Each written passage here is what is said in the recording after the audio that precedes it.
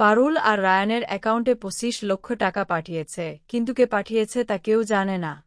আমরা এমনটাই দেখতে পারব আজকের পর্বে। চলুন বিস্তারিত জেনে নেই। গল্পের শুরুতে দেখা যায় পারুলকে রাস্তা থেকে বাইকে ওঠার জন্য রায়ান বলতে থাকে। তখন পারুল বলে, আমি তোর বাইকে কোনোভাবেই যাব না, তুই চলে যা। কেন তুই আমার জন্য অপেক্ষা করছিস বলতো? তখন রায়ান বলে, শোন জন্তু, তুই না এত জেদ করবি না, যেটা বলছি সেটা কর, বস পেছনে। এরপর জোর করে পারুলকে নিজের বাইকের পেছনে বসায় রায়ান বলে, যেটা বলবো সেটা শুনবি, না হলে খুব খারাপ হয়ে যাবে, বুঝতে পেরেছিস? এরপরই পারুল মনে মনে ভাবে, রায়ান আমাকে কেন এত ভালোবাসে। এই ভালোবাসাটা দেখে মনে হয় যেন সত্যিই আমাকে খুব ভালোবাসে, আমার সঙ্গে থাকতে চায়। কিন্তু না, ও তো ভালোবাসে মূল ভিত্তিটাকেই। মেহুলকে দেখার ইচ্ছা আমার অনেকদিন থেকেই, কিন্তু কোনোভাবেই সুযোগ হয়ে উঠছে না, কোনো না কোনোভাবে গন্ডগোল হয়ে যাচ্ছে। তবে দেখাটা আমি করেই ছাড়ব, দেখি রায়ান কি করে এই দেখাটা আটকাতে পারে। অন্যদিকে সেই ডাক্তারটির কাছে নিয়ে যাওয়া হয় যিনি পারুলের ওপর রীতিমতো গুলি চালিয়েছিল। এরপর পুলিশ বলে, দেখুন ম্যাডাম, এই অপরাধে তাকে চিনতে পারছেন কি না? তখন পারুল বলে, হ্যাঁ, আমি একে খুব ভালোভাবে চিনতে পারছি। এরপর অফিসার জিজ্ঞেস করে, বল কে তোকে পাঠিয়েছিল, কার সুপারিশে তুই এই কাজটা করেছিলিস? তখন সেই গুন্ডা বলে, আমাকে মেহুলি পাঠিয়েছিল, তাই আমি এই কাজটা করতে বাধ্য হয়েছিলাম, আমি আর কিছু জানি না।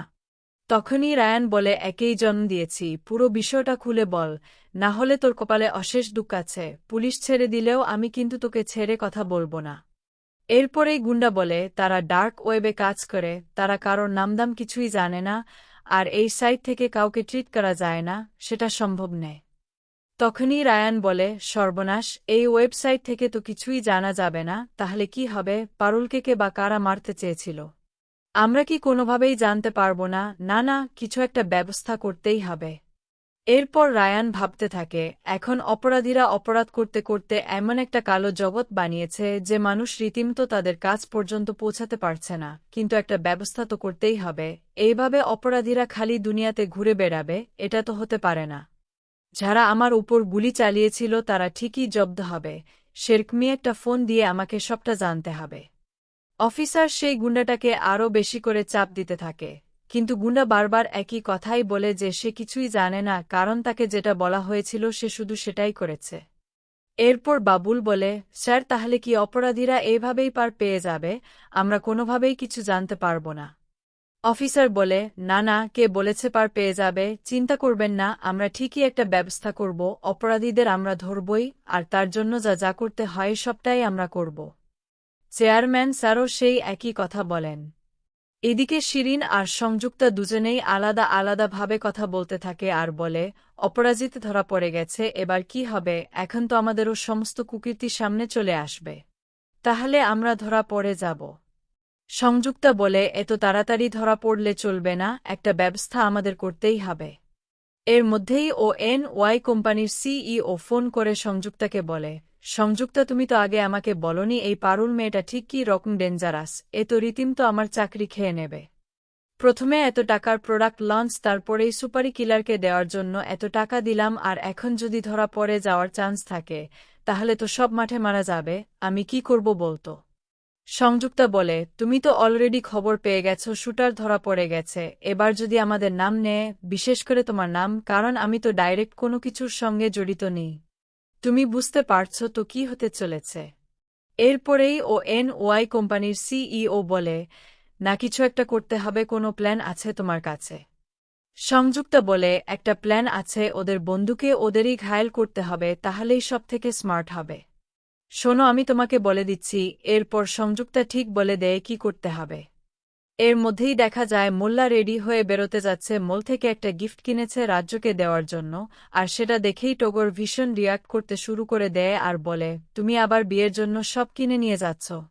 আমি তোমাকে কবে বলেছি আমার একজোড়া সোনার বালা বানিয়ে দিতে, আর তুমি এখনও সেটা দিতে পারোনি? দাঁড়াও, আমি এই সব গিফট ফেলে দেব।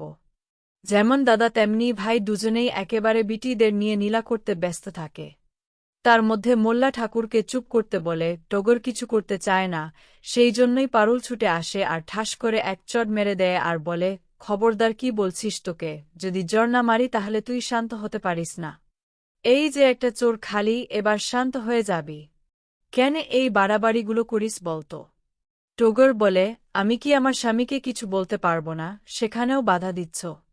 তখন পারুল আবার বলে, না বাধা দেব না, কিন্তু তুই যদি নর্মাল ভাবে কথা বলতিস তাহলে কিছু বলতাম না, এই রকম ভাবে মোল্লাকে জোর করতে পারিস না।